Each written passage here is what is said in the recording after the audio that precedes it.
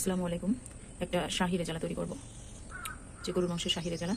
কোরবানিতে সবাই রেজালা তৈরি করবেন আমি জানি। তো এই শাহি রেজালা তৈরি করতে যা যা লাগবে: পেঁয়াজ, রসুন, আদা আছে আমার ফ্রিজে, আস্ত আদাই ছিঁড়ে ফ্রিজে রাখা হয়েছিল, এখানে আনা হয়নি, পানি ছেড়ে দেবে তাই। আর আছে এই যে এই প্যাকেটটা আছে পোস্ত দানা, কিশমিশ, কাজু, এটাতে আছে পেস্তা বাদাম আর চিনি বাদাম। আর একটা শাহি গরম মশলা আছে কৌটোর মধ্যে, যেটা এখানে আনিনি, যেটা আমার ভিডিওতে আছে, কিছুদিন আগে আমি একটা তৈরি করেছিলাম, সেটাই কিছু অংশ আছে, সেটা এই কোরবানি লাগবে রেজালা তৈরি করতে ব্যবহার করে ফেলবো। এই রান্নাটার ভিন্নতা হলো, আমি প্রথমে এই মাংসটা প্রেশার কুকারে বসিয়ে দিই, আস্ত রসুন, আস্ত পেঁয়াজ, আস্ত আদা দিয়ে এটাকে মিনিমাম 4-5 সিটি দেবো। আর বাকিটা, এখানে আমি 1.5 কেজি মতন মাংস নিয়েছি। এখন এই মাংসগুলো প্রেশার কুকারে দিয়ে দেবো। এই যে মাংসটা দেওয়া হলো, 1.5 কেজি পরিমাণ মাংস, আপনারা কম বেশি নিতে। 2 টেবিল স্পুন এই সব আস্ত আস্ত মশলা, এগুলো দিয়ে কোনো তেল দেবো না। ও হ্যাঁ, এখানে আমি দিয়ে দিলাম বড় বড় ফালি করা পেঁয়াজ, আদা, রসুন। দিয়ে দেবো 1 চা চামচ, না 2 চা চামচ হলুদ। এখানে সব মশলা দিয়েছে আস্ত আস্ত মশলাগুলো আমি একটা কাঠের খুন্তি দিয়ে ভালো করে মিক্স করে প্রেশার কুকারটায় 4 থেকে 5 সিটি দেবো। লবণ দিয়ে দিলাম 2 টিস্পুন, টেবিল স্পুন না টিস্পুন। এবার এটা নেড়ে চেড়ে ভালো করে মিক্স করে দেবো। এটা কোনো তেল দিলাম না, শুধু পানিতে সেদ্ধ হবে। করে কুকারটা ঢেকে দিলাম।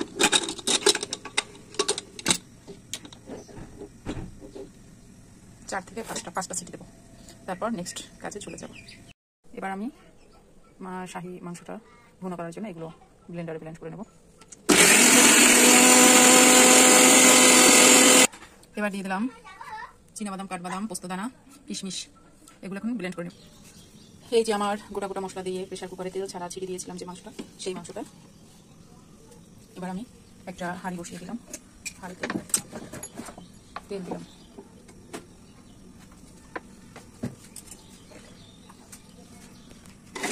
তেলের মধ্যে এই যে মিক্সড যে মশলাটা, পেঁয়াজ, রসুন, আদা, মশলাটা দিয়ে দিলাম।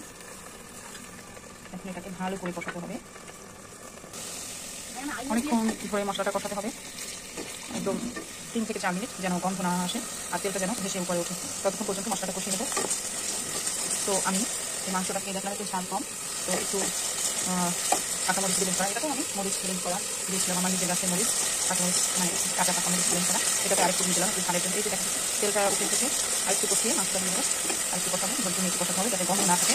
আর বাদাম বাটাগুলো কষতে দানা সেগুলো মাংস করে সুন্দর করে কষিয়েছি।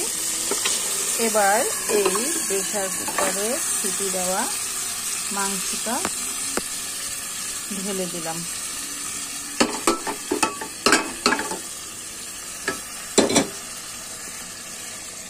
এবার এটার মধ্যে মাংসটা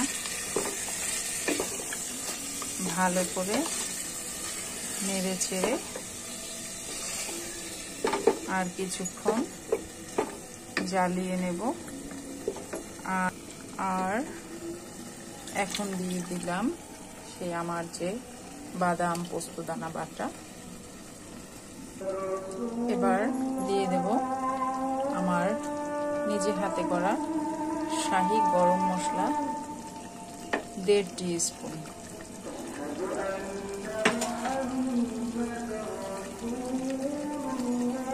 এবার সুন্দর করে মিশিয়ে জাল করে নেব। গ্রেভিটা কি চমৎকার হয়েছে, জাল করে নেব আরো 5 মিনিট।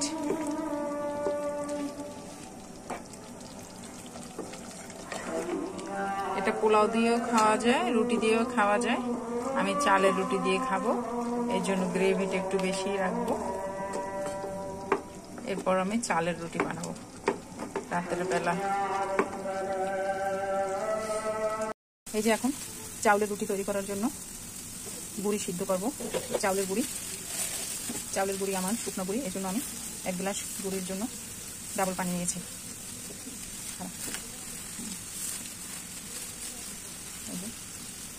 2 গ্লাস পানির জন্য। আর একটা দাম তো 2 গ্লাস গুড়ির জন্য এখানে 4 গ্লাস পানি দিয়েছি। গুড়িটা কখনোই সাথে সাথে নেড়ে দিতে হবে না,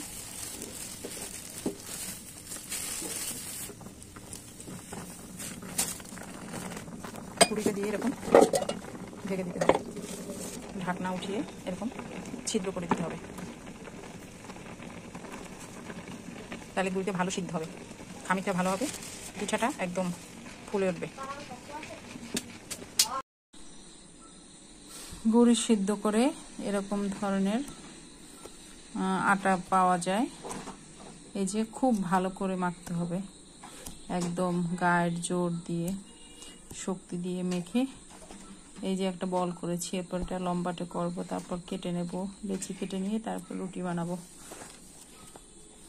এই যে অনেক কষ্ট করে মাখতে হয়, অনেক কষ্ট করে, অনেক কষ্ট করে সুন্দর করে নরম করে মাখতে হয়। বাবা আইলে তোমাদের দুইজন।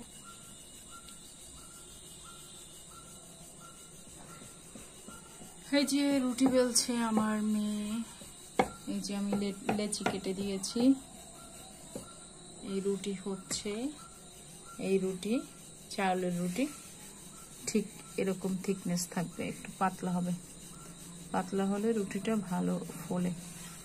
এরপর আমরা ভাজার আয়োজন করব। এরকম রুটিগুলো ভাজতে হবে, এগুলো আমার দাগ করে গেছে। যে মাটির চুলাতে রুটি হচ্ছে,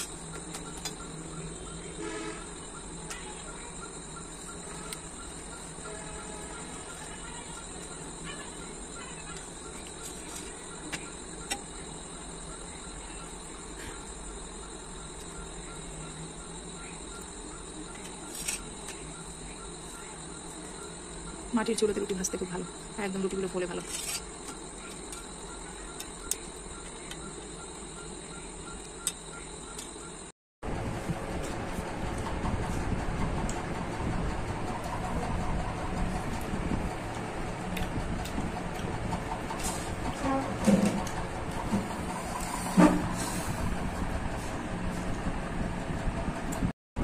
ভালো লাগে